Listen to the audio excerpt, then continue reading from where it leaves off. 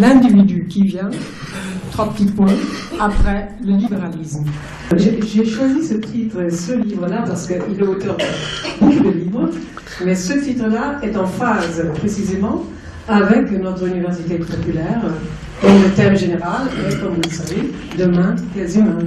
Donc, ce qui est bien avec Daniel Aubert-Dufour, c'est qu'on retient ses livres, les titres, en tout cas, L'art de réduire les têtes, Le divin marché, La cité perverse, avec ce sous-titre qui s'appelle Pornographie et libéralisme, et puis, bon, l'individu qui vient après le libéralisme, tout ça est très parlant.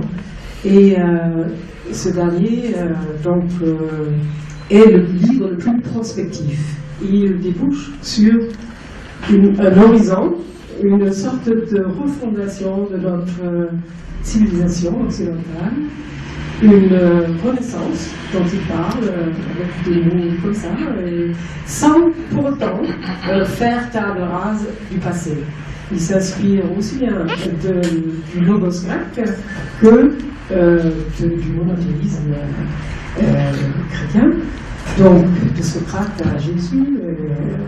Voilà, maintenant, cet individu qui vient sera basé sur un individualisme authentique. C'est ce qu'il veut dire par là. Parce que, bon, notre libéralisme, notre système actuel ne fait que ça, prôner l'individualisme.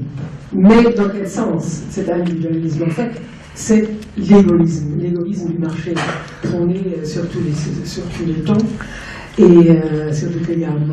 Et ça, ce n'est pas ça du tout. C'est le libéralisme qui prône aussi le toujours plus. Et le toujours plus, nous savons bien où cela nous a menés. C'est-à-dire à cette crise à laquelle nous sommes toujours, la crise de 2008, avec les suicides, avec le chômage de masse, en Espagne par exemple, 40% des jeunes sont au chômage. Quand les spéculateurs s'adonnent à cœur joie, voilà, ça veut dire c'est les pulsions complètement débridées, c'est ça qui prône aussi le libéralisme. Il termine son livre avec 30 pages de propositions très concrètes. Ce sont 30 mesures d'urgence pour offrir à chacun quelque chance de se réaliser comme individu. Donc je passe la parole à Daniel Aubert-Dufour qui va nous parler de son livre. Merci Britt, merci de votre invitation. C'est pas la première fois que je viens parler dans les cadres extrêmement importants que vous créez. Je dis important parce que simplement ça contribue à quelque chose qui nous manque beaucoup, ça contribue au débat public. Ce n'est plus maintenant la télévision, par exemple, qui assure donc ce débat public. Vous savez que les émissions critiques sont de plus en plus rares. Maintenant, les gens qui viennent faire de la promotion de leurs livres, de leurs films, ou d'autres choses, mais on n'a plus ce travail critique que l'on connaissait encore il y a un certain nombre d'années.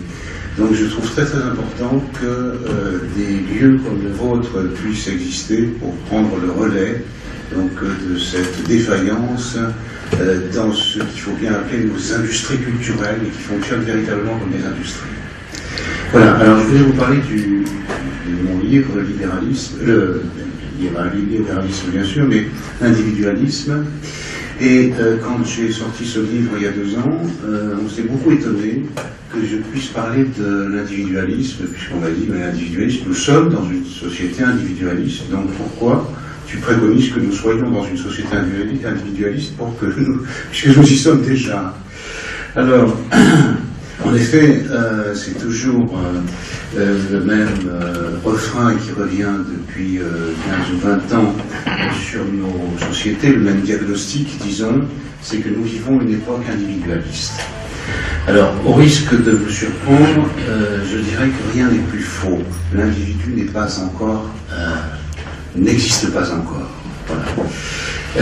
Il ne faut pas confondre, pour comprendre quelque chose, il ne faut pas confondre individualisme et égoïsme. Ce que nous vivons est une époque égoïste, ça c'est un fait, mais pas individualiste. Je vais m'expliquer sur ce point. Je dis ceci pour une bonne et simple raison, c'est parce que l'individu qui a été si souvent porté par la civilisation occidentale, si souvent entrevu, si souvent souhaité, jusque depuis par exemple le travail des Grecs en passant par le travail des monothéistes, par exemple les réflexions de Saint-Augustin, jusqu'à les Lumières, la philosophie des Lumières, l'individu donc qui a si souvent été entrevu n'a en fait encore jamais existé. Il faut le faire exister. Il n'existait pas hier lorsqu'il était dissous dans les foules qui acclamaient le Putsch ou le Führer, ou lorsqu'il était prié de se taire en attendant les lendemains qui chantent dans les différentes variantes du stalinisme. Et il n'existe pas davantage aujourd'hui dans le libéralisme. Pourquoi ? Parce que l'individu se trouve réduit à ses pulsions par la culture de marché qui s'évertue à placer en face de chaque appétence mise à nu et violemment excitée un produit manufacturé, un service marchand ou un fantasme plus ou moins adéquat bricolé par ces industries culturelles dont je parlais il y a un instant. Donc être réduit à ces pulsions, ce n'est pas être un individu, parce que c'est au contraire tomber sous l'esclavage de son fonctionnement pulsionnel. L'individu suppose donc quelqu'un qui agit et qui pense par lui-même. Or, quand on est dans ce fonctionnement pulsionnel, donc on est dans un fonctionnement qui nous soumet à une sorte d'esclavage, où on devient l'esclave de soi-même, l'esclave de ses passions et de ses pulsions. Ce fonctionnement pulsionnel est aujourd'hui constamment flatté et suscite une attente permanente de satisfaction et constitue le préalable idéal à ce qu'on pourrait appeler une mise en troupeau des consommateurs. Les fameuses études de marché, désormais réalisées dans tous les domaines, servent à cela, à segmenter les populations en types de clientèle avant de les capter, voire de les capturer pour ne plus les lâcher grâce à des stratégies marketing qui se chargeront d'imprimer la nécessité de la permanence du divertissement dans les esprits et le logo des marques au plus profond des consciences. En fait d'individualisme, nous nous retrouvons dans une pleine période donc d'égoïsme, sous la forme donc de la satisfaction sans limite de ces passions. Ça vient de très très loin, ce n'est pas d'aujourd'hui que cela existe. J'avais écrit un livre qui s'appelle toujours La Cité perverse, dans laquelle j'avais essayé de montrer comment au XVIIIe siècle nous avions eu une sorte de renversement de la métaphysique occidentale, puisque nous étions passés de ce que Augustin par exemple appelait l'amour socialiste, l'amour social si vous voulez, qui est un autre nom de l'amour de tous, de l'amour de son prochain, à amour donc privatus. Hein. Mais donc ceci s'est renversé, je n'ai pas le temps d'examiner cette question ce soir, au cours du XVIIIe siècle, où donc quelque chose s'est mis en place de l'ordre donc de la mort privatus. Alors, ça a été contrebalancé, ça vient du libéralisme anglais, hein. Et ça a été contrebalancé longtemps par le transcendantalisme allemand. Et donc on a eu une période moderne où on avait d'un côté donc le souci de l'autre dans le transcendantalisme et l'égoïsme du côté du libéralisme anglais. Ça a coexisté donc pendant 2 siècles. Et ça s'est effondré, le côté transcendantal, aux environs des années 80, et nous sommes maintenant dans une pleine période donc d'égoïsme. Ça touche tous les secteurs, cet égoïsme dans lequel nous sommes. Ça touche évidemment un secteur clé, ça touche la question de la finance. Il faut toujours avoir plus. Mais ça touche aussi tout le monde. En l'occurrence, ça touche tout le monde sous la forme d'un égoïsme particulier que, en l'occurrence, avec ce que j'ai appelé la mise en troupeau des consommateurs, on pourrait appeler un égoïsme grégaire. Hein. Ce dont témoignent les différentes formes de la consommation de masse actuelle et d'autres symptômes, ceux par exemple qui sont soutenus par des technologies numériques, où l'idéal par exemple semble être d'avoir instantanément des milliers d'amis qu'on ne connaît pas, hein, au point que l'égoïsme grégaire est devenu la forme dominante du lien social dans les démocraties de marché. Je crois qu'appeler ceci individualisme relève tout simplement du contresens majeur. Le véritable individu ne peut en effet désigner que celui qui non seulement est sorti de tous les troupeaux possibles, mais qui, de surcroît, agit et pense par lui-même, indépendamment de ses passions et de ses pulsions. Donc il ressort, c'est pour ça que ça s'inscrit dans le cadre de la conférence, du thème et de la conférence de demain l'individu, demain quel individu, puisqu'il ressort de ce que je viens de dire que l'individu reste aujourd'hui à inventer. D'abord comme aboutissement de la culture occidentale, qui en a jeté les prémices, mais aussi et surtout parce que seul l'individu enfin réalisé comme personnalité apte, non pas à se laisser passionner et à se laisser dominer par ses passions et ses pulsions, mais apte au gouvernement de soi, hein, et soucieux de l'autre et conscient de sa place relative dans l'univers, pourrait encore sauver un monde devenu malade du fait d'être intégralement livré au tout marché. Ce monde ainsi piégé et enchaîné connaît de multiples crises, vous le savez, crises économiques, politiques, intellectuelles, morales, subjectives, sociales et évidemment écologiques. Au point qu'il se répand de plus en plus au gré des irradiations, par exemple celle de Fukushima, qui succèdent aux énormes fuites de brut dans le golfe du Mexique, comme une âcre odeur, presque on sent un esprit, une ambiance, une âcre odeur de fin du monde qui plane. Et évidemment, c'est extrêmement terrifiant et ça nous pose la question de celui qui viendra demain. Est-ce qu'il viendra encore quelque chose demain? On l'espère, mais on n'est plus tout à fait sûr, on ne peut plus tout à fait en jurer. La question qui se pose est donc la suivante, c'est comment inventer cet individu? Eh bien, je ne vois pas d'autre solution que de reprendre les choses là où elles ont été interrompues par le triomphe de ce que j'ai appelé cette religion immanente et matérialiste que dans un ouvrage précédent j'avais appelé le divin marché, laquelle fonctionne, comme toute religion, sur une promesse. Il y a toujours une promesse dans les religions, par exemple dans le monothéisme, il y a une promesse. Il y a une promesse, qui dit à peu près la chose suivante: si vous vous comportez bien pendant votre vie, vous vivrez une vie éternelle. Comme personne n'est jamais allé voir de l'autre côté, on ne sait pas si la promesse est tenue, mais en tout cas, cette promesse est faite et refaite et tient les individus depuis maintenant quelques centaines d'années, voire quelques millénaires. Eh bien, il y a dans le divin marché une promesse. Le salut, c'est une promesse de salut, bien sûr, le salut par l'augmentation sans fin de la richesse. On sait aujourd'hui où cette fuite en avant mène.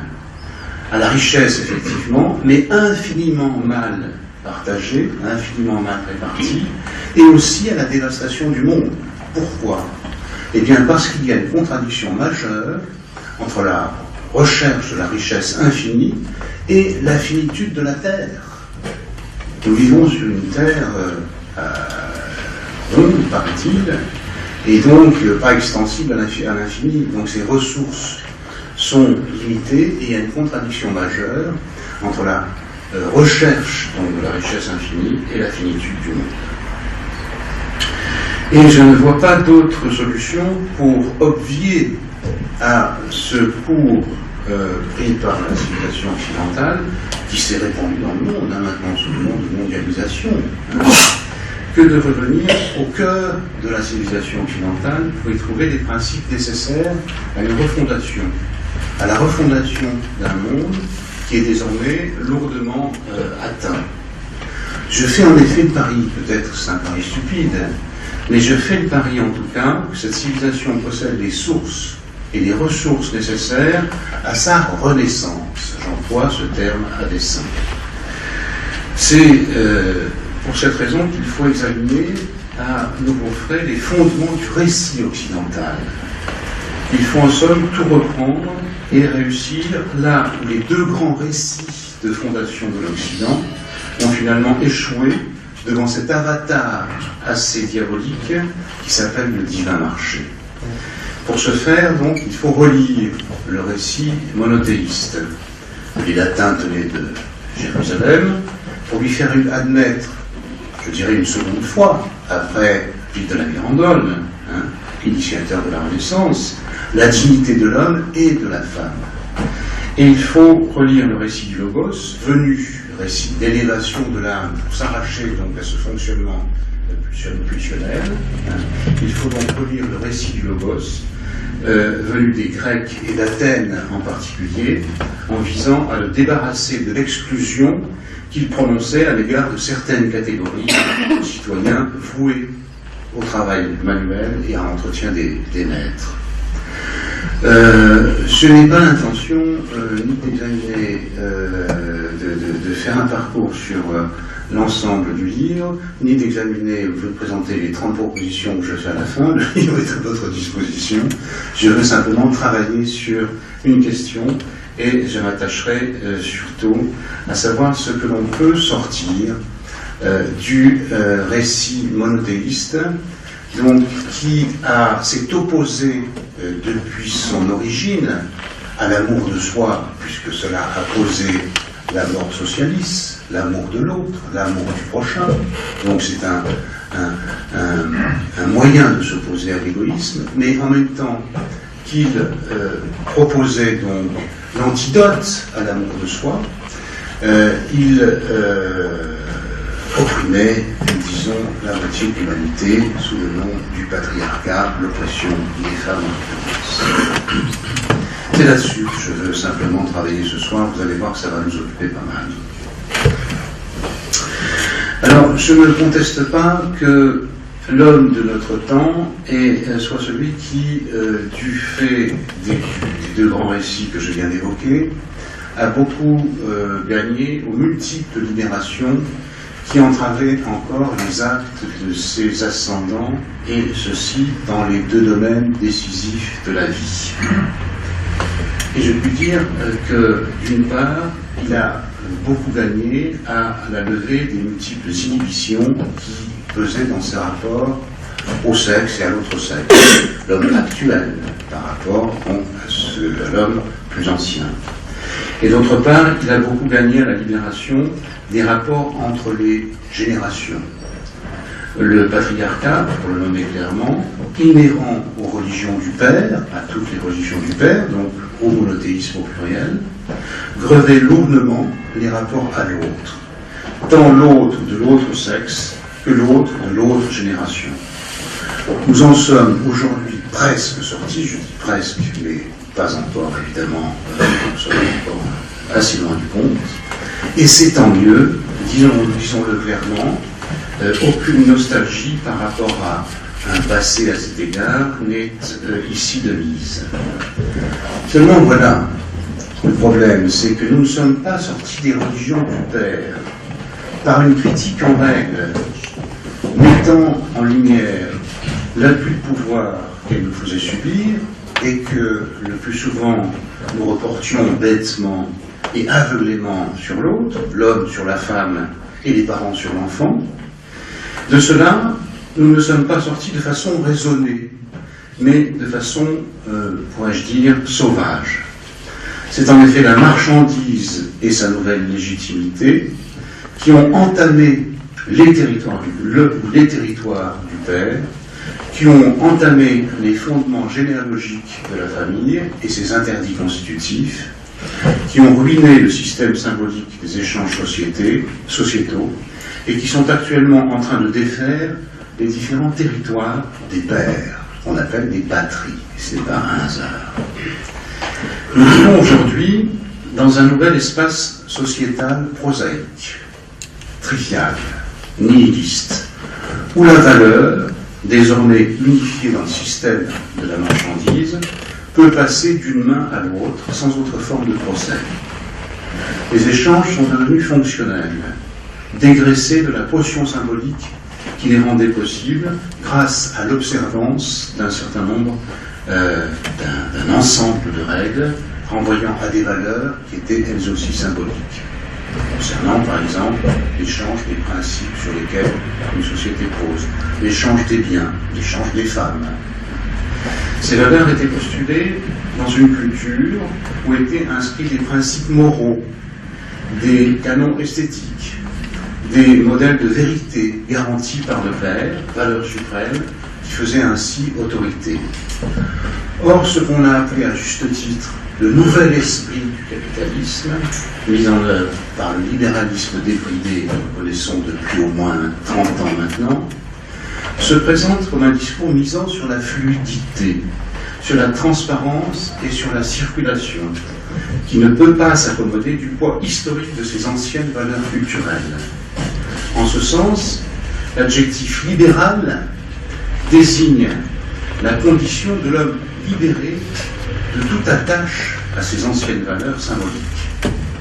Dans ce nouveau discours, tout ce qui se rapporte à la sphère transcendantale et morale des principes et des idéaux, n'étant pas convertibles en marchandises et en services, se voit désormais discrédité. Les valeurs symboliques étant dépourvues de valeurs vénales, leur survie ne se justifie plus dans un univers devenu intégralement marchand.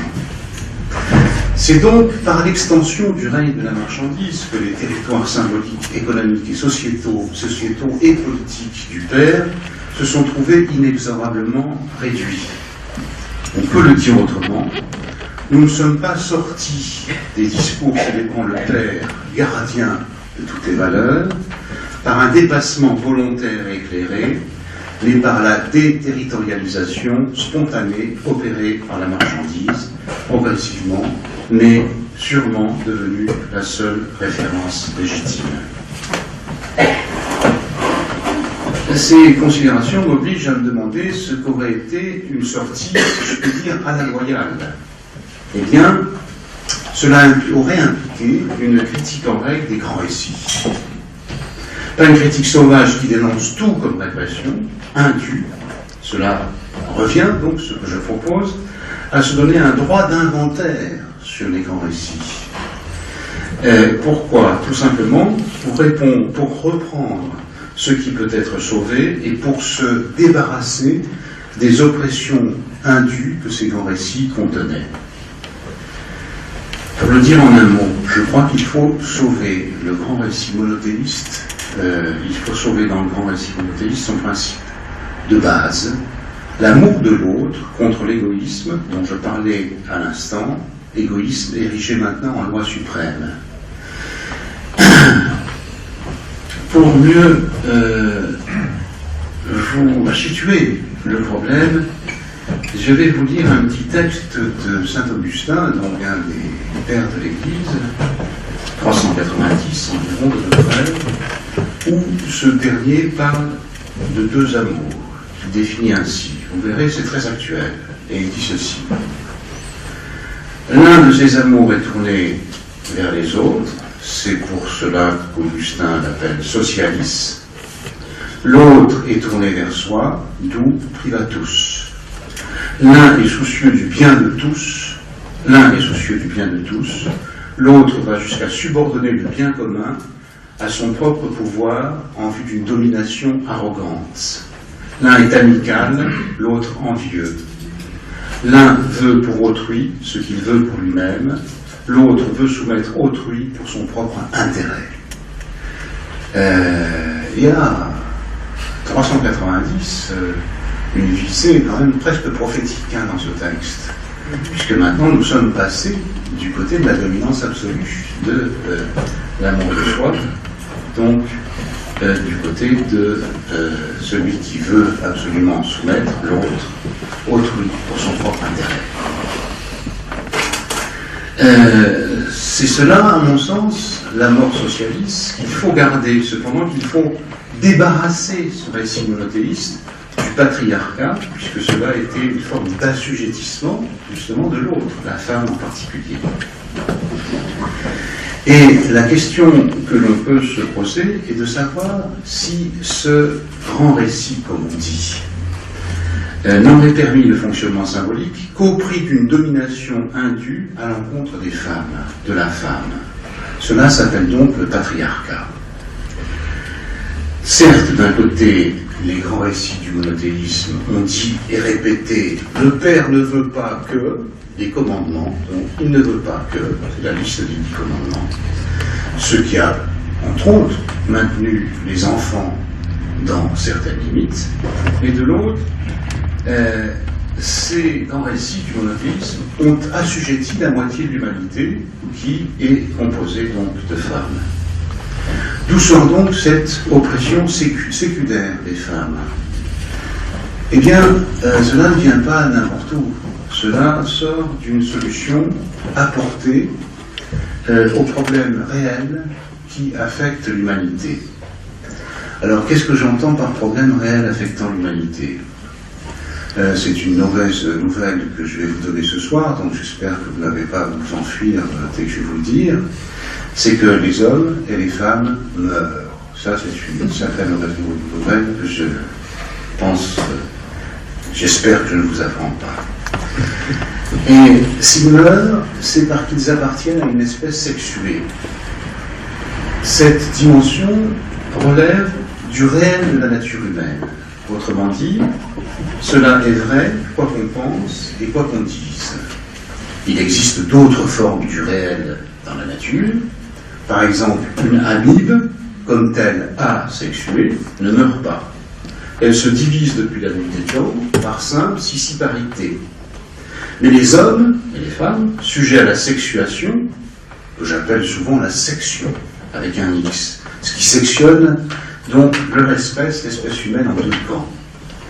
Eh bien, les hommes, sujets à la sexuation, cela meurt.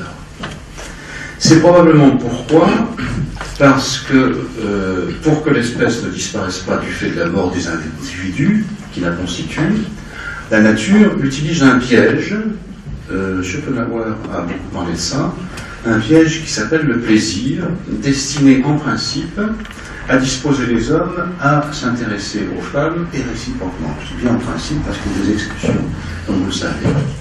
Sachant que lorsque le plaisir est consommé, il en résulte parfois, justement ce qui intéresse l'espèce, que ça continue, des enfants.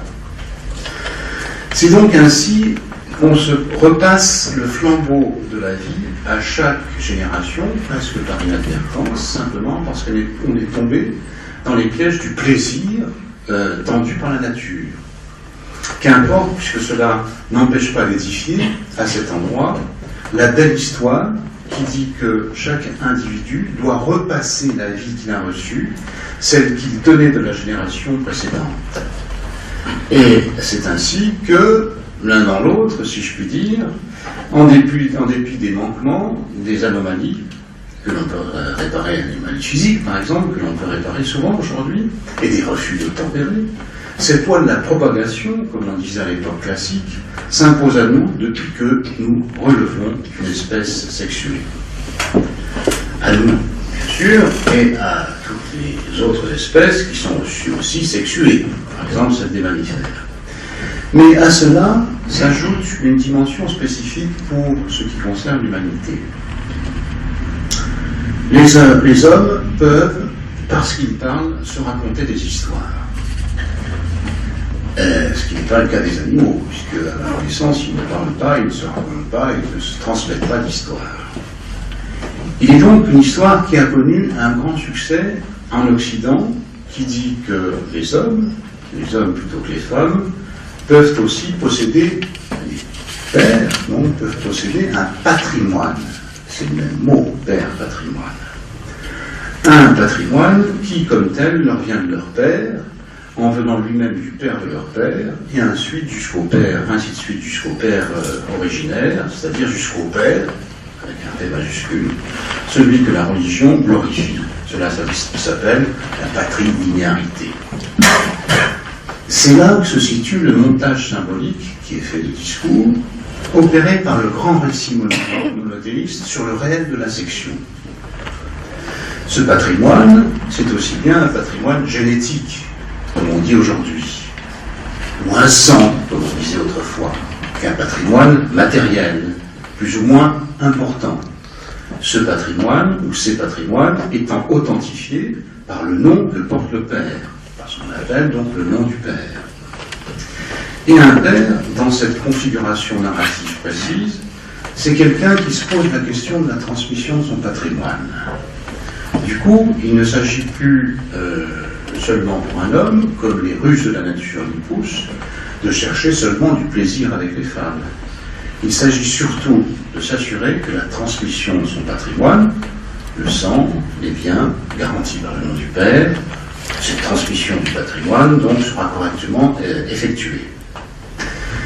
Or, je ne vous apprends rien, j'espère, l'homme, contrairement à la femme, n'est jamais sûr que c'est bien son patrimoine, et disons au nom celui du voisin, qui sera transmis. Cela lui échappe donc, puisque ça passe par l'extérieur, en l'occurrence par le ventre de la femme. L'homme occidental, pris dans ce grand récit, n'avait donc qu'une solution, s'approprier l'utérus des femmes, tout simplement parce que ces hommes qui veulent devenir pères, ils ont peut-être un patrimoine, mais en Occident, pas plus qu'ailleurs, étant donné la section, ils n'ont pas d'utérus, à ma connaissance. C'est un fait probablement trop évident pour qu'on en ait tiré toutes les conséquences.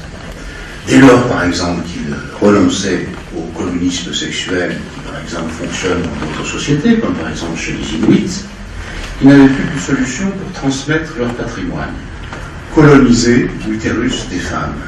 Je dis ceci en mémoire d'une grande féministe, Antoinette Fouque, qui est morte ces jours derniers, parce que l'expression vient d'elle. Coloniser l'utérus des femmes.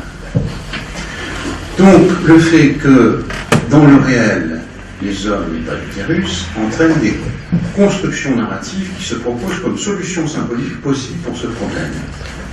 Par solution symbolique, j'entends non pas une résolution effective de ce problème de nature, mais une façon de faire avec la nature. Et la solution occidentale, consistant à faire avec ces données, impliquera donc une construction très telle que le grand récit monothéiste contienne un commandement implicite d'appropriation sexuelle. Alors dire que l'homme n'a pas d'utérus, ce qui n'est pas un scoop, revient à dire que l'homme, lui aussi, n'est pas tout. Et ça, c'est peut-être un scoop. Au sens où il devient alors définissable, moins parce qu'il a que parce qu'il lui manque à lui aussi. On a voulu croire longtemps, jusqu'à Lacan par exemple, que seule la femme était pas toute, en l'occurrence sans pénis. Mais la confirmation qu'apporta Freud de la femme comme pas toute reste à accomplir du côté de l'homme. Freud, on le sait, en avait trouvé la preuve dans la cure psychanalytique, en constatant que souvent l'analyse des femmes en vient à buter sur cette question venue du réel. Les femmes n'ont pas de pénis, et c'est pourquoi, à l'occasion, elles en veulent un. Freud appelle ça, vous savez peut-être, le pénis date, je vous viens de dire. Elle remarque le grand pénis bien visible d'un frère et d'un camarade de jeu, le reconnaît tout de suite comme la réplique supérieure de son propre petit organe caché, et dès lors, elle est victime de l'envie de pénis. Elle a vu cela, elle sait qu'elle ne l'a pas, et elle veut l'avoir.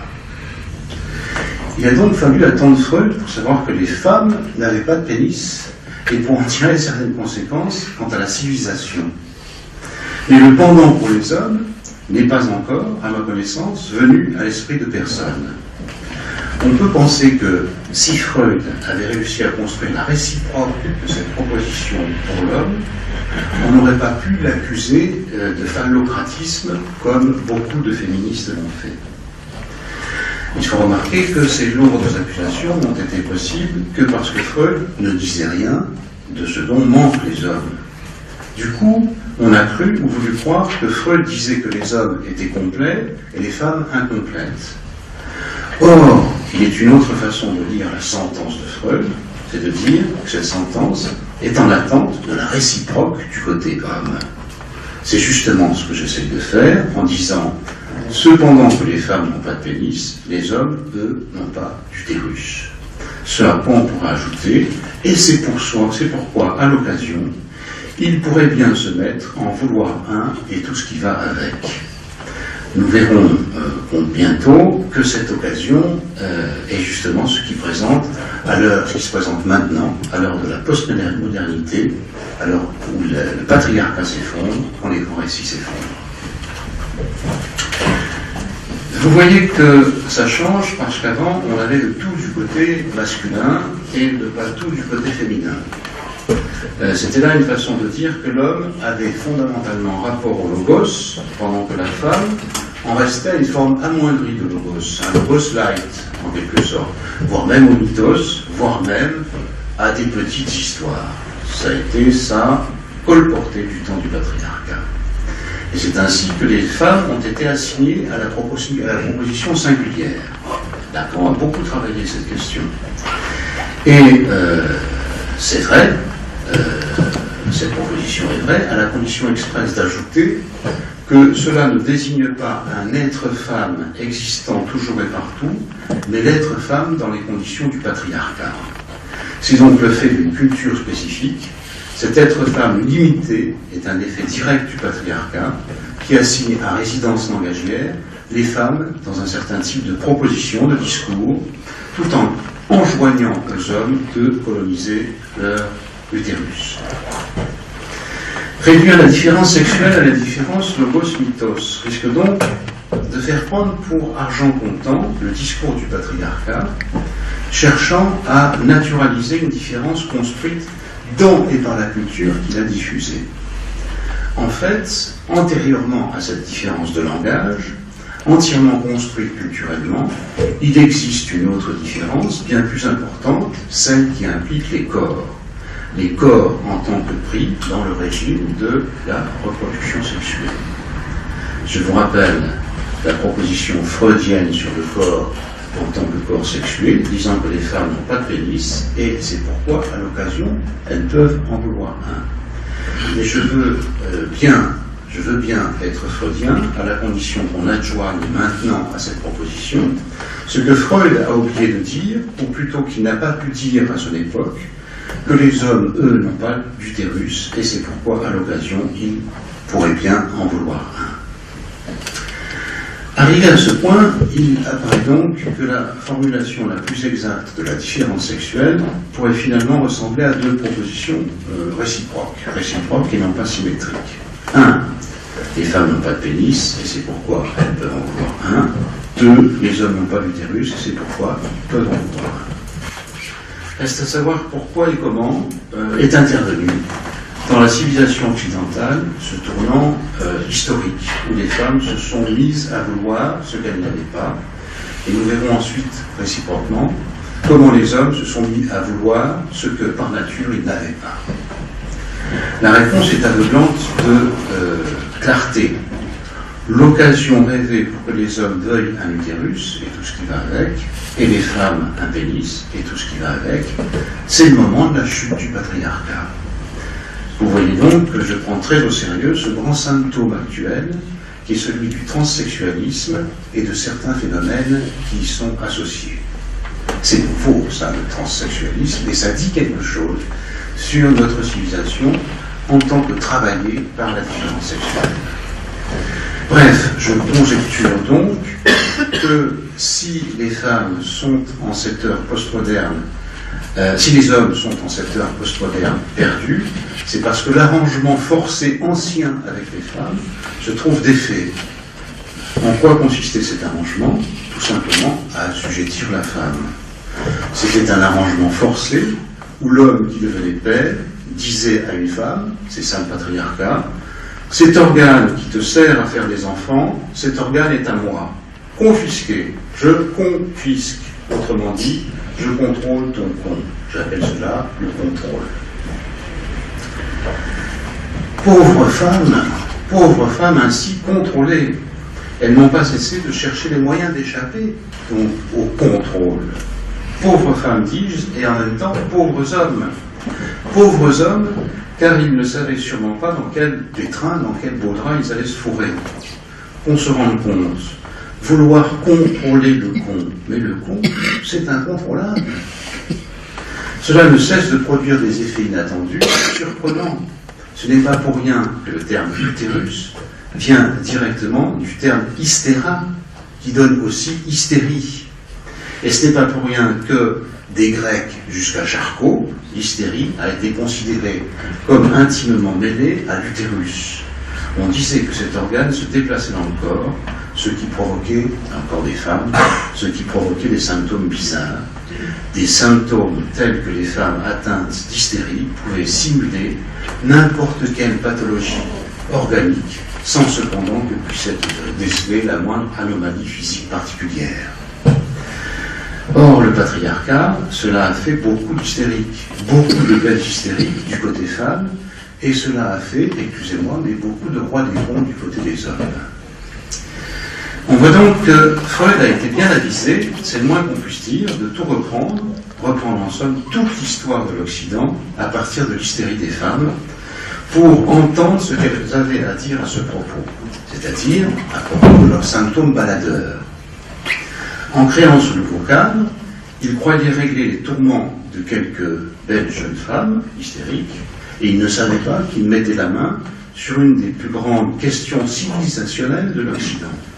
Il a donc fallu Freud pour se demander pourquoi les femmes qui n'ont pas de pénis pouvaient, à l'occasion, en voir un. Et c'est là qu'est apparu le dispositif discursif de la psychanalyse, qui n'est rien d'autre que le cadre où la discursivité propre au patriarcat peut commencer à s'entendre. Il peut commencer à entendre ce que le patriarcat ne veut pas savoir sur lui-même. Et justement, ce qu'il ne veut pas savoir concerne la femme.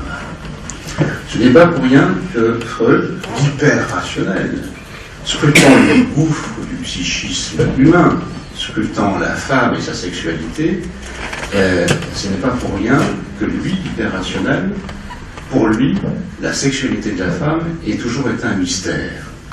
On peut en lire l'aveu dans un texte de 1926 lorsqu'il déclare, après avoir d'une certaine façon passé toute sa vie penché sur le sexe féminin, les femmes, c'est le continent noir, on n'y comprend rien. Il parlait de la vie sexuelle de la femme adulte. Les mots d'énigme et de mystère reviennent d'ailleurs se présenter souvent lorsqu'il parle de la femme. Par exemple, en 1924, il avait qualifié d'énigmatique l'existence et la tendance masochiste et différencié trois masochismes, érogène, moral et féminin. Bref, elles sont dominées, elles sont contrôlées, comme je viens de le dire, elles refusent cet accaparement de l'utérus par les hommes en le faisant revenir de façon impromptue n'importe où dans leur corps, et cependant, elles n'en jouissent pas moins là-dedans, dans cette domination.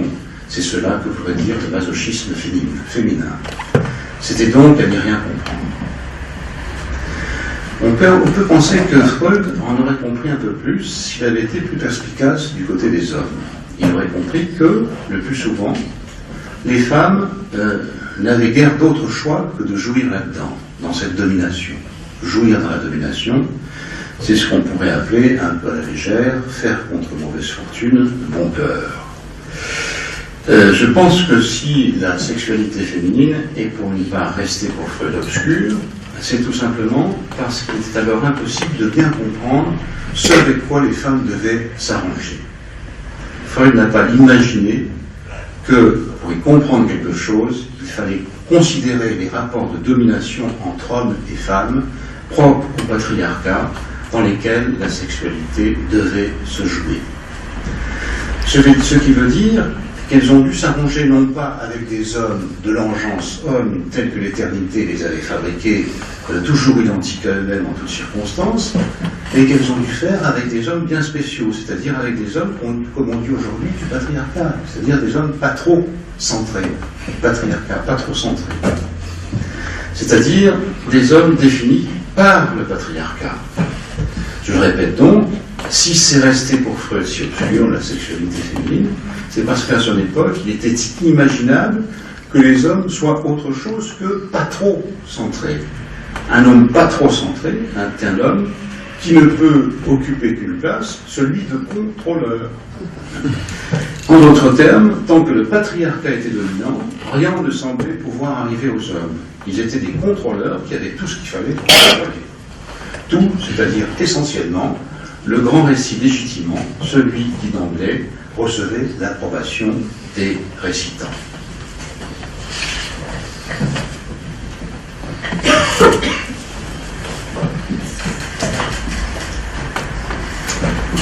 Tout cela me fait supposer l'existence d'un 11e commandement dans le monothéisme, le commandement secret, celui que cependant tout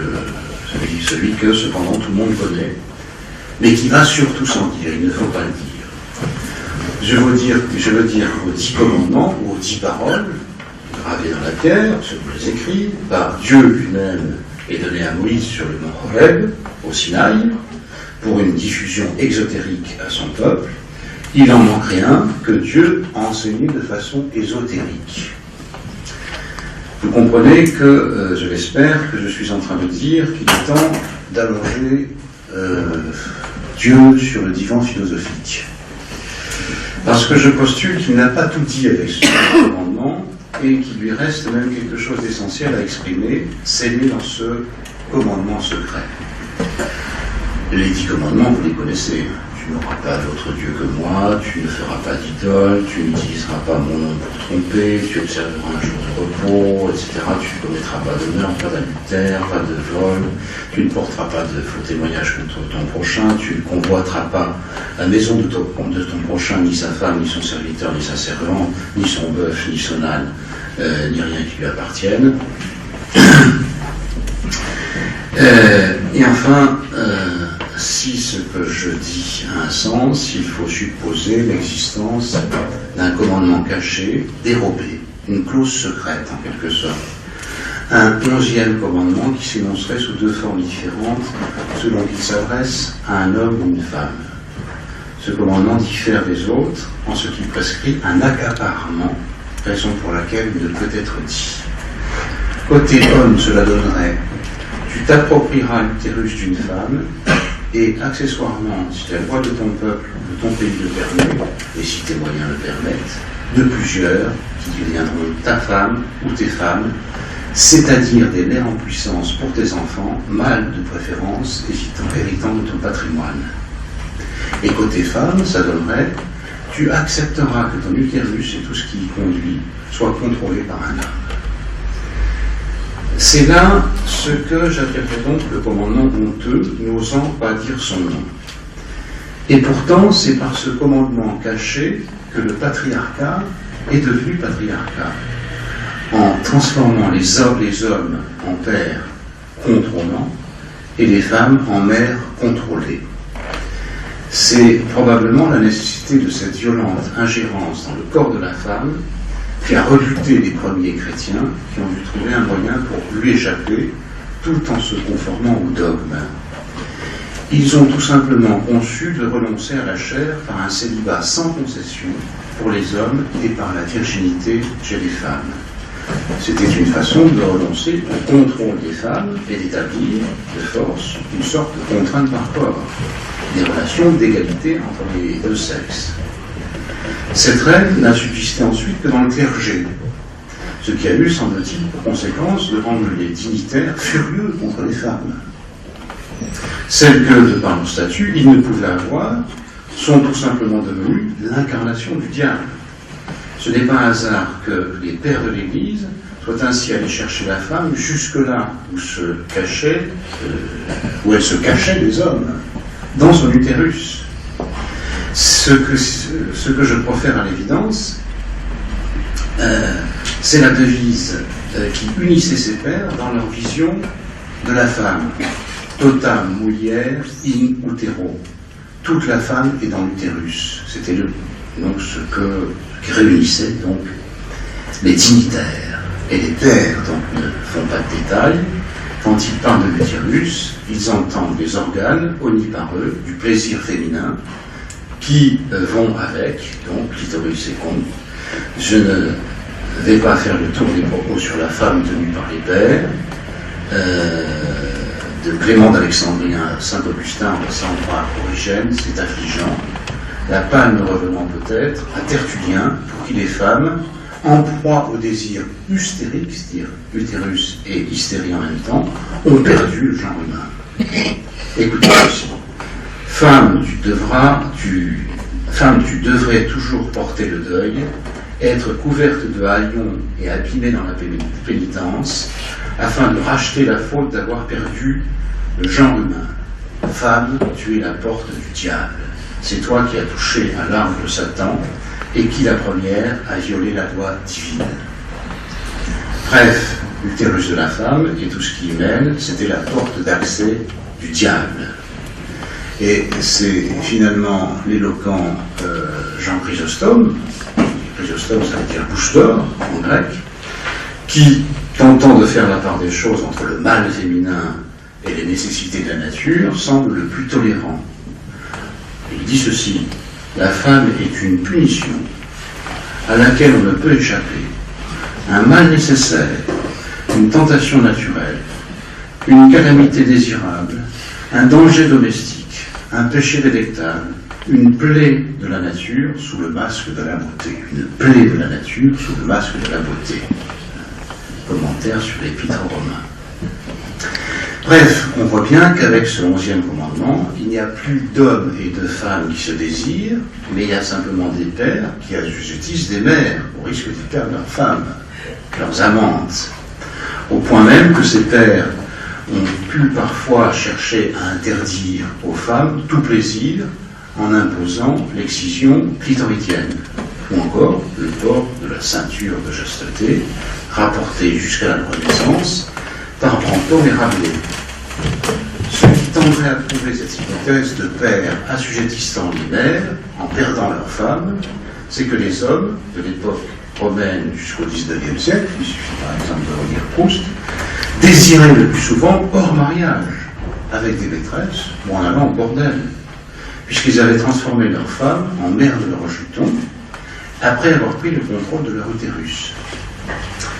Cet arrangement, donc quelque peu honteux,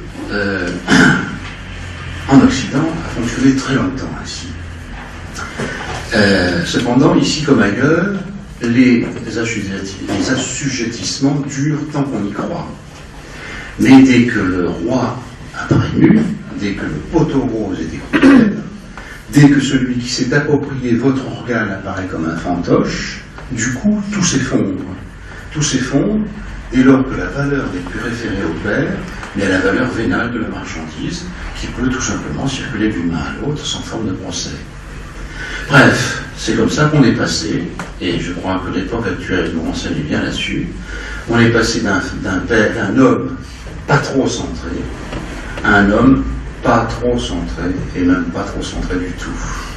C'est pourquoi, je crois, on se réfère beaucoup moins aujourd'hui au sexe et beaucoup plus au genre. Je laisse cette question ouverte pour le débat, tout en soulignant que c'est sûrement un progrès de se débarrasser du patriarcat, sauf que, premièrement, nous restons à ma connaissance des êtres sexués, et donc il va falloir articuler sexe et genre. Le sexe, ça ne dépend pas de mon vouloir, ça m'est donné quand je nais, et le genre, ça dépend de mon vouloir, de mes choix sexuels. Et non, donc il va falloir les articuler, et non pas les opposer, à mon avis, stérilement, comme on le fait aujourd'hui. Et deuxièmement, qu'on soit religieux ou non, on ne peut pas tout balancer de l'ancien récit monothéiste, car il n'était pas que patriarcal. Il promouvait aussi le souci de l'autre, et de cela, nous avons besoin, même sous une forme laïque, dans un monde qui a promu l'égoïsme comme seule loi. Voilà, je vais terminer, vous l'avez compris. Je cherche en tant que philosophe des principes solides sur lesquels notre civilisation pourrait être refondée. Et en voici donc un, le souci de l'autre, le vrai souci de l'autre, y compris de la femme, sans le patriarcat donc, sans cette exploitation de la femme par l'homme. Et il y a au moins un autre principe à trouver dans l'autre récit de fondation, que je n'ai pas eu le temps d'aborder ce soir, de l'Occident, le logos, qui, tout en promouvant l'élévation de l'âme, ce qui reste très actuel comme question, se fondait aussi sur l'exclusion, à l'encontre de certaines catégories d'hommes, par exemple, voués à l'entretien des maîtres, ce qui renvoie donc à l'exploitation de l'homme par l'homme. Je n'ai pas le temps ce soir d'examiner ce second point, il est aussi, vous pensez bien, tout à fait important, et je vous renvoie sur ce point donc vers nos études sur la question. L'enjeu, je crois, c'est de reprendre le processus civilisationnel, là où il a été interrompu par le tout marché, pour qu'advienne enfin un individu réalisé, fruit de la civilisation occidentale, osant enfin penser et agir par lui-même, tout en reconnaissant à l'autre les mêmes droits à l'individuation que les siens. Ce qui revient à chercher donc un individu guéri de l'égoïsme actuellement érigé en loi universelle. Érigé en loi universelle, ceci par exemple depuis que le self-love a été promu au XVIIIe siècle comme le fondateur du social.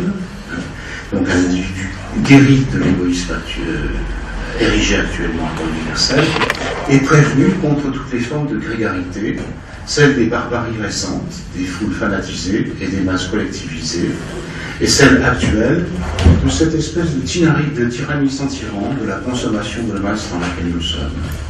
L'enjeu, donc, ce serait d'inventer un individualisme enfin sympathique. Sympathique pas au sens trivial du terme, mais au sens du XVIIIe siècle. Donc il y a un souci de l'autre, où l'on pratique autant le souci de soi que le souci de l'autre, tout simplement parce que chacun a besoin de l'autre pour se réaliser et pour se trouver. Voilà, je vous remercie.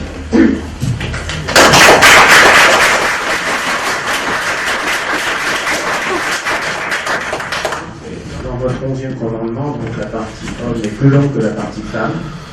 Et donc il doit manquer certainement quelque chose dans la partie femme, c'est-à-dire la contrepartie. C'est-à-dire que dans la partie homme de notre 11e commandement, on a la contrepartie pour l'homme, c'est qu'il arrive à insérer son patrimoine à l'intérieur du socius, mais quand même la femme, elle aussi, elle arrive à insérer son patrimoine, enfin, le patrimoine que lui accorde l'homme, enfin une partie du patrimoine, ou alors elle arrive à s'insérer en tout cas dans le socius. Parce que si elle n'accepte pas ça, elle ne rentre pas à l'intérieur du patrimoine, elle ne rentre pas dans le socius. Oui, elle l'accepte, elle est obligée de l'accepter, enfin elle est contrainte de l'accepter, justement en acceptant cet 11e commandement qui lui impose donc que son utérus soit possédé par un autre. Elle n'est pas que contrainte de l'accepter, elle n'est pas que contrainte de l'accepter. Elle en tire beaucoup de contreparties. Oui, j'ai dit par exemple, peut en tirer certaines jouissances, par exemple. Jouir à la jouissance, contrepartie de patrimoine, justement. Parce qu'elle s'insère dans le patrimoine et dans le socius. Oui, mais c'est une insertion de son patrimoine dans le patrimoine qui est légitimé par les lignées du patriarcat. Ce qu'on appelle le patriarcat. Voilà. Vous me pardonnez de vous interroger sur ce qui n'est pas le corps même de ce que vous avez démontré, bien que vous ayez imaginé là parler du marché de la consommation. Je suis assez agacé par ce discours qui m'a l'air de tenir du refrain, du ressassement, du leitmotiv, et qui répète, comme vous l'avez dit par exemple dans le premier quart d'heure, lorsque nous achetons, nous sommes dominés par une pulsion. Pourquoi nos pulsions? Vous avez parlé du troupeau des consommateurs, manipulé par le marketing.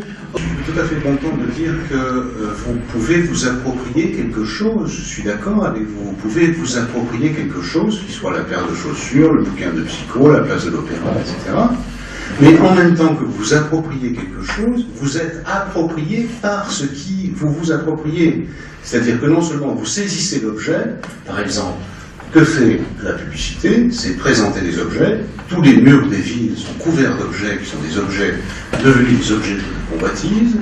La télévision expose un certain nombre d'objets qui sont des objets de convoitise. Et donc, vous êtes conviés à les attraper. Quand vous attrapez l'objet, vous ne faites pas qu'attraper l'objet. Ça, c'est le premier temps pour satisfaire votre appétence. Vous faites une satisfaction d'appétence, vous êtes content, c'est bien. Et vous ne faites pas que ceci, parce que vous êtes attrapé par ce que vous attrapez. C'est-à-dire que on va chercher à vous vendre non seulement ce que vous avez pris, mais ensuite on va organiser l'obsolescence de cet objet pour qu'on puissiez acheter un autre objet. Et on va vous lancer dans une course sans fin, qui est une course sans fin de la consommation, et on ne vous lâche pas. On ne vous lâche pas. Et nous sommes passés donc d'un régime qui est un régime des grands récits par exemple monothéistes, à un régime des petits récits publicitaires.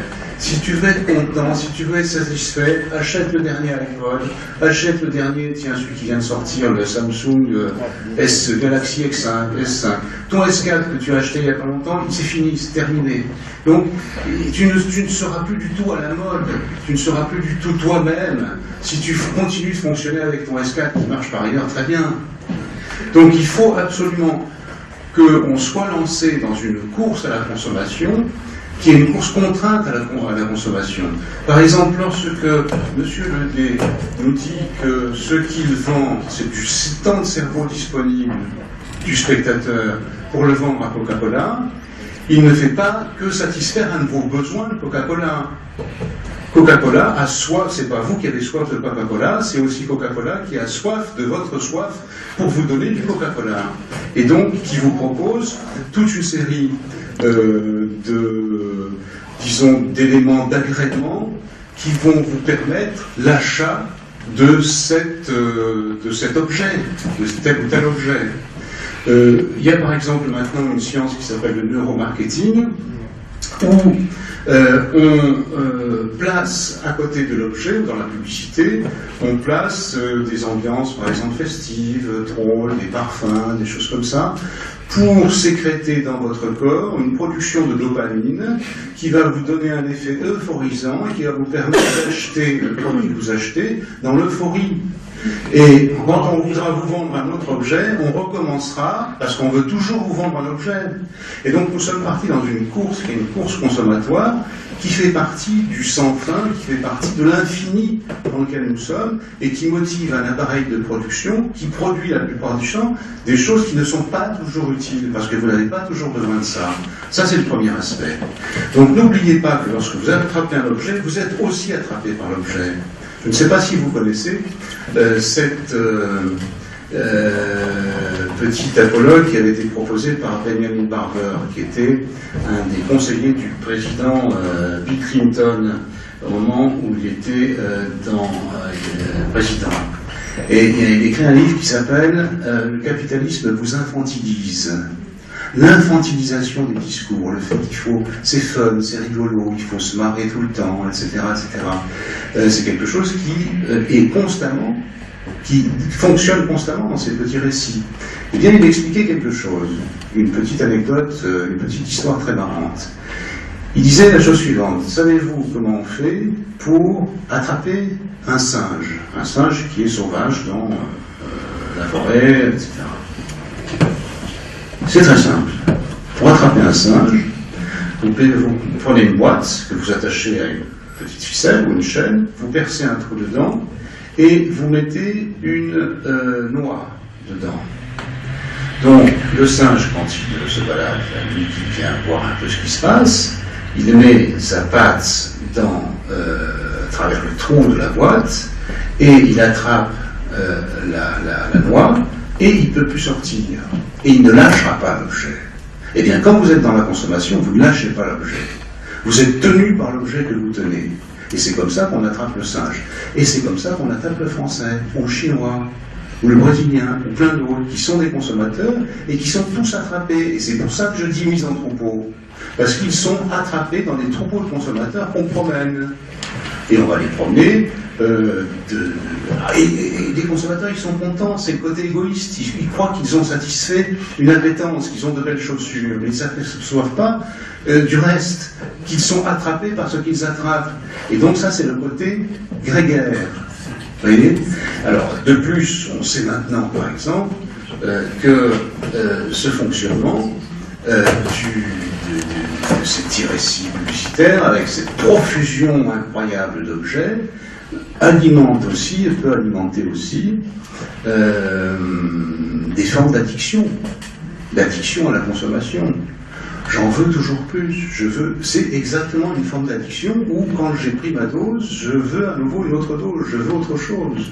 Donc on ne sort pas de processus qui sont des processus addictifs, qui maintenant sont une des pathologies sociales qui est devenue extrêmement importante. L'addiction, y compris l'addiction à la consommation, non pas l'addiction simplement à des produits qui sont de marchandises spéciales, mais c'est quand même des marchandises que sont par exemple les drogues.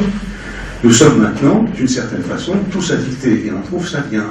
On trouve ça bien, mais on est mené par ce que nous avons attrapé. Il ne faudrait quand même pas oublier cet aspect-là. Oui, je voulais simplement intervenir sur le contrôle de l'utérus. Il me semble quand même, c'était très intéressant bien sûr, mais il me semble quand même que la question du désir et de la peur des femmes, c'est-à-dire la peur, le pouvoir que les femmes peuvent avoir, est quand même derrière tout ça. La possession aussi est derrière tout ça. Donc il y a quand même des éléments qui sont aussi importants que le contrôle de l'utérus et de la transmission, je sais pas, enfin, le fait d'avoir un capital, je sais pas comment vous avez appelé ça, et qui me semble aussi important. Si ce n'est plus important, voilà. Et je pense que là, développer parce que j'ai pas compris. oui, sur la question du désir, pourquoi finalement il y a un tel contrôle sur les femmes, et vous parlez du contrôle de l'utérus. Oui. Et je crois que c'est Parce que c'est le lieu pour une espèce sexuée où ça passe pour la reproduction. Oui, Donc cet organe-là, qui est un organe que je dois absolument, comme je l'ai dit, contrôler pour que je vérifie ce qu'il en est de la transmission de mon patrimoine. C'est une question de transmission de patrimoine. Oui, d'accord. Alors, Mais c'est ceci affecte le désir d'une certaine façon, mais n'affecte pas les premiers temps du désir, parce que ce désir, parce que je suis pris par le piège des plaisirs, comme le disait Schopenhauer dans Métaphysique de l'amour, par exemple. Donc je suis conduit tout naturellement vers ceux qui pourraient me donner ces plaisirs. Bon, mais je pense que le patriarcat est un fantastique remède contre le plaisir et contre le désir, puisque justement, il en vient à en finir avec ce désir pour mettre en place des procédures de domination et des procédures d'accaparement du corps de l'autre. Et donc, le patriarcat tue le désir. C'est ça que je veux dire. Oui, bah, écoutez, moi je pense que je diffère un petit peu de votre, enfin, si vous me le permettez, hein, de votre façon de penser. Je pense que, par exemple, toutes les femmes, on le voit bien dans les pays du Proche et du Moyen-Orient, où ces femmes sont cloîtrées, maintenant, on ne voit même plus leur visage, enfin. Bon, alors, évidemment, elles ont intégré un certain nombre de valeurs qui sont des valeurs qui les mettent dans cet état de soumission pour un certain nombre d'entre elles, mais il y en a plein d'autres qui veulent sortir de ça. Et je parle que fondamentalement derrière tout ça, c'est quand même la question, contrairement à ce que j'ai pu entendre ici, à savoir l'utérus et la transmission du patrimoine, il me semble quand même que derrière, il y a quand même la question de la possession, hein, c'est vraiment posséder l'autre, et c'est vraiment le désir, au contraire de ce que vous affirmez. Moi, je pense que c'est vraiment le désir, un désir qu'on veut absolument contrôler. Mais la question... C'est exactement ce que je dis, c'est-à-dire la possession de l'autre, la possession d'une partie du corps de l'autre. Ça, ah oui, mais pas la partie du corps de l'autre, la possession de l'autre, parce que la femme ne résume pas son utérus, excusez-moi. Mais... bon. Bien sûr que non, mais c'est pour ça que c'est une possession du du corps de l'autre qui passe en priorité par la possession d'une partie très précise du corps de l'autre et qui peut s'étendre à une possession totale du corps et de l'esprit de l'autre. C'est ça le patriarcat. Femme, tu devrais te couvrir de haillons, etc.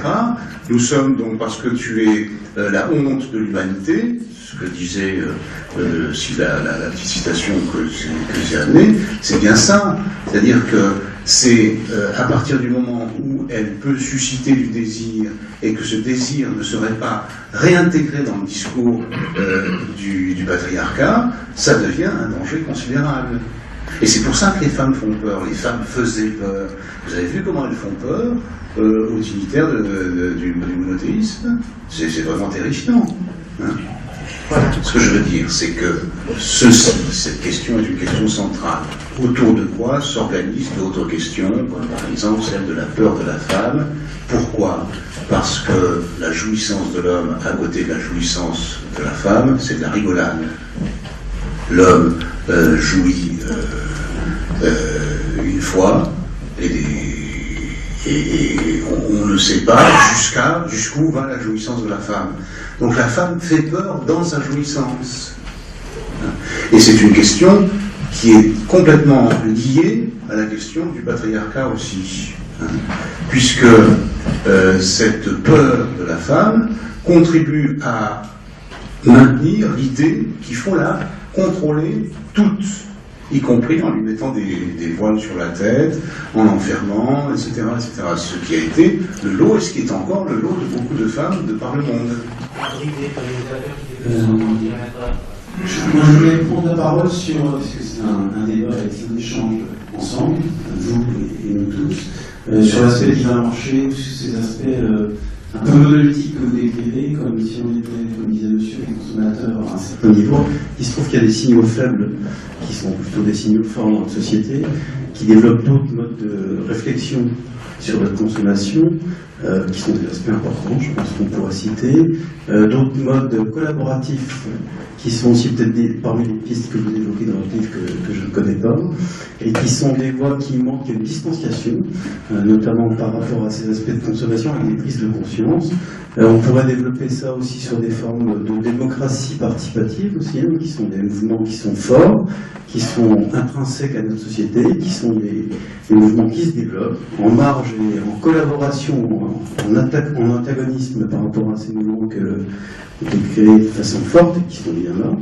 Mais heureusement, je dirais, il y a le côté espoir aussi d'autres types d'individus qui naissent, qui se confortent, qui sont déjà développés. C'est pas juste, comment dire, un sentiment de quelque chose qui va se faire, c'est quelque chose qui est là, qui est bien présent, auquel on peut participer les uns et les autres, et qu'on peut trouver de façon transcendantale, c'est-à-dire on peut le trouver dans le mouvement philosophique, hein, auquel vous participez sûrement, de remise en question de ces mouvements de consommation, on peut le trouver dans des formes de gouvernance, on peut les trouver dans des formes de financement, puisque aussi les formes de financement qui sont des éléments qui confortent notre crise sociétale, mais il y a aussi d'autres mécanismes de financement, par exemple solidaire, qui apportent d'autres éléments qui placent l'homme au centre des projets. Et je pense que ces aspects-là, qui sont des signaux faibles, et qui sont très forts et qui ont des répercussions fortes, c'est quelque chose qui est à citer et qui permet de prendre cette distance par rapport à un marché que vous décrivez comme omniprésent et tentaculaire et dictatorial,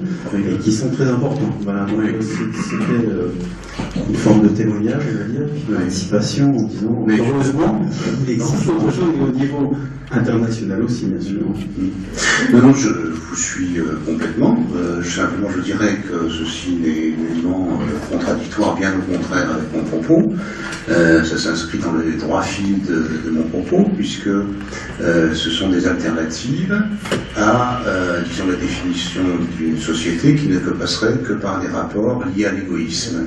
Donc tout ce que vous avez mentionné met au contraire l'accent sur des rapports altruistes ou sur des rapports qui donc, par exemple les formes collaboratives, les formes de, toutes ces formes actuelles ou les nouvelles formes de consommation par exemple, mettre en jeu non pas un rapport égoïste aux choses et à l'autre, mais un rapport altruiste.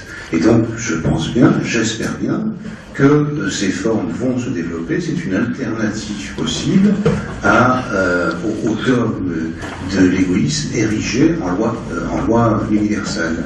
Il y a des alternatives possibles, j'espère bien, effectivement, que c'est possible et qu'on peut échapper à cette tyrannie sans tyran. Parce que souvent on se tyrannise tout seul. On peut espérer, on peut miser sur ces formes que je répète alternatives, et je suis loin de les réputer pour l'instant gagnantes par rapport à la dominance du système dans lequel nous sommes, avec sa puissance incroyable. Sa puissance parce qu'il tient non seulement les grandes économies, mais aussi il tient l'économie économique, mais toutes les économies humaines. Il tient l'économie politique, il tient l'économie marchande, il tient une partie de l'économie psychique avec les mécanismes dont on parlait tout à l'heure. Il tient une partie de l'économie sémiotique parce qu'il domine le discours dans les agences qui sont les agences, par exemple, de communication qui font passer tout ça. Donc si vous croyez qu'on va s'en sortir si facilement, mon devoir est de vous dire que vous avez encore du boulot.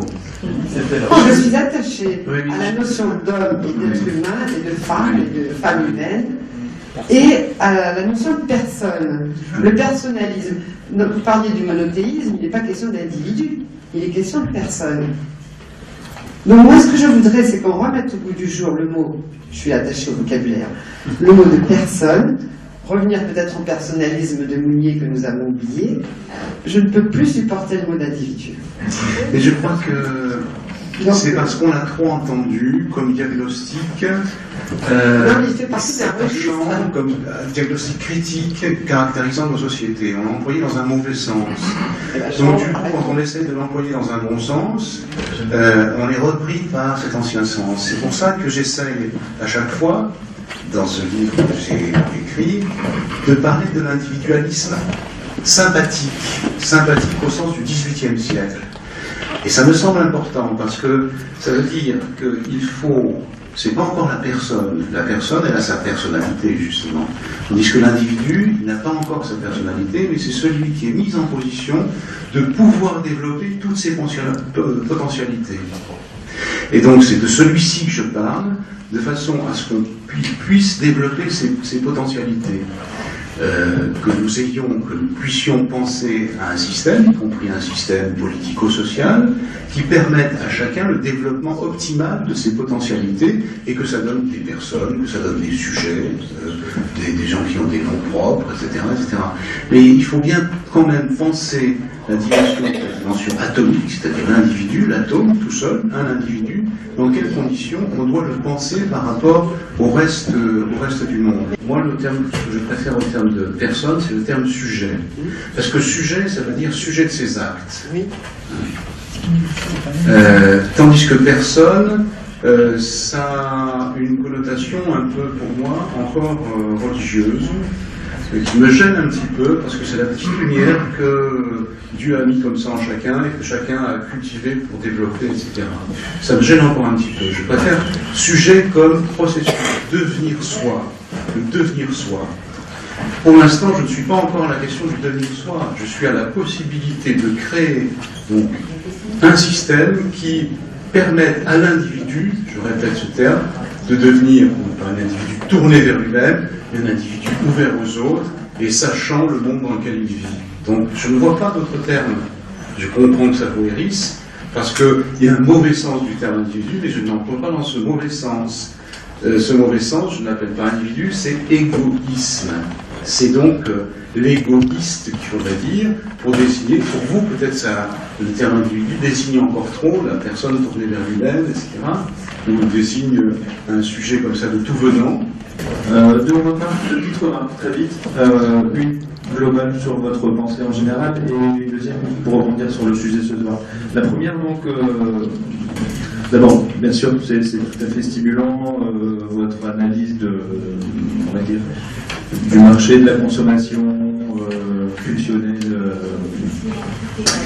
et le fait d'invoquer la psychanalyse comme vous le faites, c'est tout à fait stimulant, vraiment. Par contre, je vais me permettre un complément comme vous avez pu le faire avec les 10 commandements ou avec Freud, par exemple. Je trouve tout à fait intéressant de s'attacher à l'analyse de la consommation.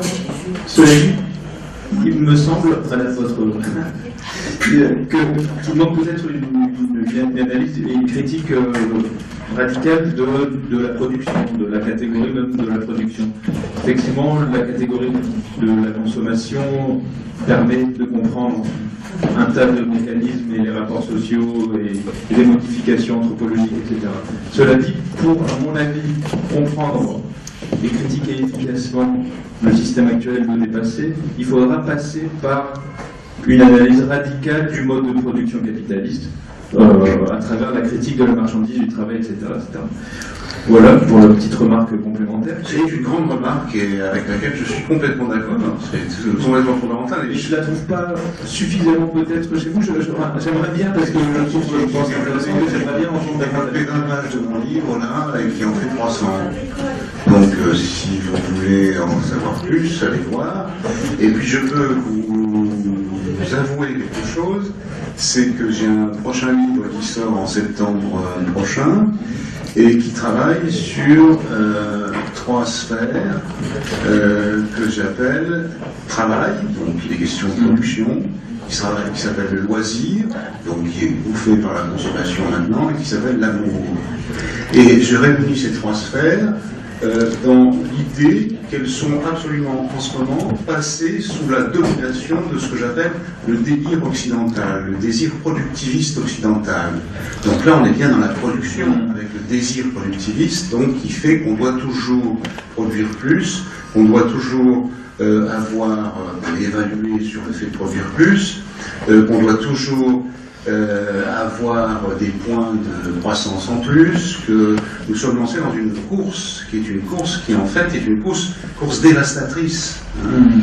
Et elle tient ceci au mécanisme de production et de la production capitaliste dans laquelle nous sommes maintenant. Donc c'est un aspect que je n'ai pas travaillé ce soir, mais ça ne veut pas dire que ça ne m'intéresse pas, bien au contraire. Je dis ça parce que j'ai peur que parfois la critique des formes phénoménales du capitalisme, oui. J'ai peur que parfois ça masque un peu on va dire l'espèce de structure. Voilà. Mais c'est pas mon cas. Oui. Deuxième petite remarque simplement sur le sujet de ce soir. Vous parliez effectivement de la sortie du patriarcat à cause ou grâce ou je sais pas, enfin en tout cas par rapport à la marchandise, à la domination de la marchandise, qui aurait permis aussi une forme de sortie du patriarcat.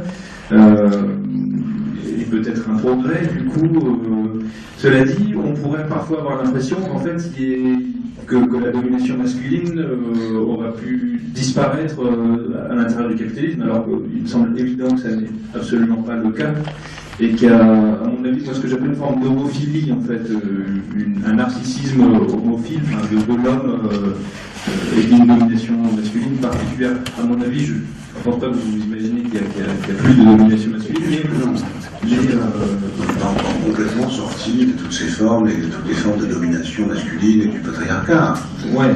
On commence seulement à sortir et on voit déjà des manifestations avec le fait que les hommes ne savent plus très bien, dans ce discours s'effondrant, comment se situer eux-mêmes, par exemple, entre eux, par rapport aux femmes, etc., etc. Ce que je veux dire simplement, c'est que du coup, la domination masculine, elle n'est pas forcément que patriarcale. Il y a une forme de domination masculine, on va dire, typique de la marchandise, typique du monde de la marchandise, typique du monde capitaliste. Bien sûr. La forme valeur apporte aussi une forme de domination masculine. Tout à fait. Et il me semble intéressant aussi de les évoquer. Oui, tout à fait. Voilà, merci. C'est une forme de relève du patriarcat par des formes de domination masculine qui ont à voir avec ce que vous venez de mentionner, c'est-à-dire avec la production, avec le productivisme effréné dans lequel nous sommes, dont on fait partie de l'organisation capitaliste de la production. Il faut toujours qu'il y ait plus, etc.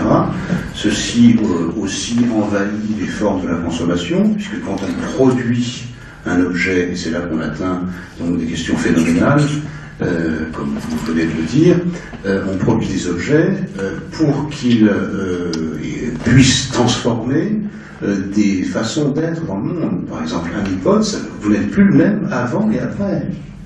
n'est plus le même. Donc il y a toute une série d'objets qui sont produits et qui transforment les façons d'être en société. Et donc ceci va effectivement très très loin. C'est-à-dire ces mécanismes de production s'insèrent dans les mécanismes de consommation et transforment les façons d'être au monde, et les façons d'être au monde dans le rapport à soi et dans le rapport à l'autre. Donc tout ceci est effectivement extrêmement important. Donc, vous prenez que c'est dans le prochain. Ça sera lui. Et ça fonctionnait apparemment avant l'homme, et avec l'homme, ça commence à transformer les choses de telle sorte qu'on ne sait plus si ça peut continuer de fonctionner. C'est-à-dire qu'avec l'homme, il est arrivé un événement qui est un événement incroyable, qui n'était pas donc à l'ordre du jour quand nous étions des grands singes, mais qui donc s'est manifesté par le fait que nous avons eu accès au discours. Nous avons eu accès au discours, ce qui ne caractérise pas non, le reste des espèces vivantes. Les espèces vivantes sont vivantes, ce qui est déjà pas mal dans le bios. Mais nous ne sommes pas que vivants, nous sommes vivants et parlants. Oui, vous avez beaucoup développé la décrépitude, au moins partielle, de notre civilisation. Et si on regarde la mythologie et l'histoire ancienne, on voit que les civilisations, il y en a eu beaucoup avant nous, et qui ont toutes suivi le même cycle. Naissance, croissance, décroissance, disparition, pour permettre l'apparition d'une nouvelle civilisation. Et donc ne devrait-on pas se réjouir de voir notre civilisation en décrépitude, enfin annoncée au moins, parce que ce serait l'annonce de la bonne nouvelle. Écoutez, oui, sauf si on casse pas tout entre-temps. Vous savez qu'il y a l'un des plus grands physiciens, comment s'appelle-t-il déjà, Hawking, Stephen Hawking, le plus grand physicien qui a donc des problèmes moteurs très très importants et qui écrit donc avec en bougeant un seul petit doigt comme ça sur sa machine, qui émet donc des avis sur l'humanité et qui dit il faut que penser à ce que d'ici un siècle au plus tard on puisse aller ailleurs, sinon il est possible que nous ayons épuisé et massacré cette terre. Donc il faut pouvoir penser ailleurs. C'est peut-être à ça que vous pensez. Donc peut-être que ça va donner naissance à quelque chose d'autre, mais si ça ne donne pas naissance à quelque chose d'autre, ce que je suis absolument incapable de vous dire, ce que je sais, c'est que le risque de survie de notre civilisation entière, pas simplement de la civilisation occidentale, mais de l'humanité, ce risque-là est devenu un risque réel. Donc est-ce que ça peut donner quelque chose d'autre ou plus rien? Vous savez, Gilbert Simondon, le grand philosophe des années 60, dit que l'état le plus stable, c'est l'état de mort.